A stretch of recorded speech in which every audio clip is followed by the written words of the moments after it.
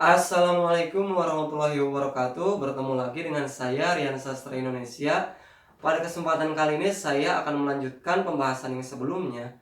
Yang kalau misalkan kalian itu menonton video saya yang sebelumnya, yaitu mengenai struktur buku non fiksi. Nah, jadi yang pembahasan dalam video yang sebelumnya itu mengenai struktur buku non fiksi. Nah, seperti itu. Oke, untuk pembahasan yang sekarang yaitu mengenai kaidah kebahasaan dalam buku non fiksi. Nah, untuk yang pertama, biasanya itu bukan biasanya, dari segi penulisan ya, dari segi penulisan itu bersifat formal ya, bersifat formal. Misalkan contohnya seperti ini, contohnya pada karya ilmiah.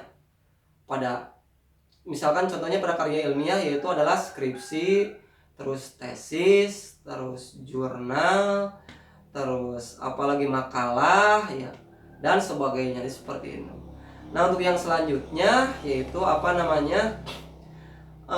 dari segi menggunakan bahasa yang baku ya, baik dan benar sesuai dengan kaidah kebahasaan bahasa Indonesia. Nah, seperti itu.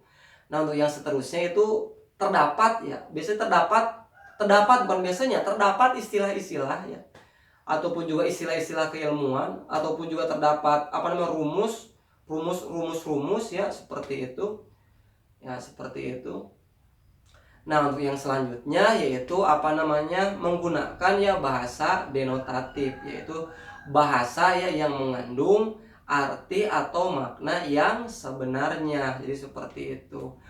Ya, misalkan contohnya pada buku ilmu pengetahuan, misalkan buku bahasa Indonesia lah. Sudah aja seperti itu, buku bahasa Indonesia. Kebetulan kan sekarang itu mengenai buku bahasa Indonesia, kebetulan ya, non fiksi contohnya buku bahasa Indonesia. Kan saya membahasnya mengenai topik utamanya itu mengenai bahasa Indonesia, seperti itu. Jadi contohkan sajalah bahasa Indonesia, buku tentang bahasa Indonesia. Yang setahu saya seperti itu. Nah, pada buku bahasa Indonesia itu menggunakan bahasa yang ini baku juga, terus juga menggunakan bahasa yang denotatif juga, yang mengandung arti atau makna yang sebenarnya, biar mudah dipahami, mudah dicerna.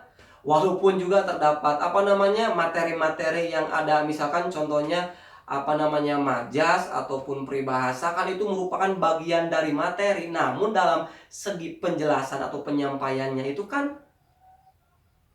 menggunakan bahasa yang denotatif, yang mengandung makna ataupun arti yang sebenarnya.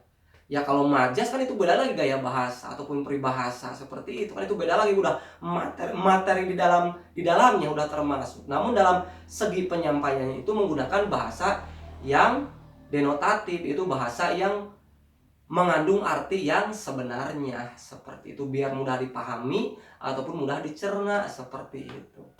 Oke, terima kasih telah menonton channel saya ini.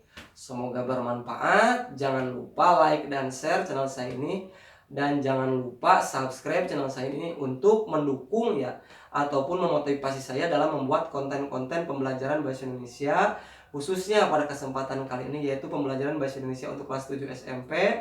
Nah, untuk pembahasan yang selanjutnya nanti saya akan cantumkan linknya di deskripsi, silahkan dibaca. Terima kasih, semoga bermanfaat. Saya akhiri, wassalamualaikum warahmatullahi wabarakatuh. Terima kasih.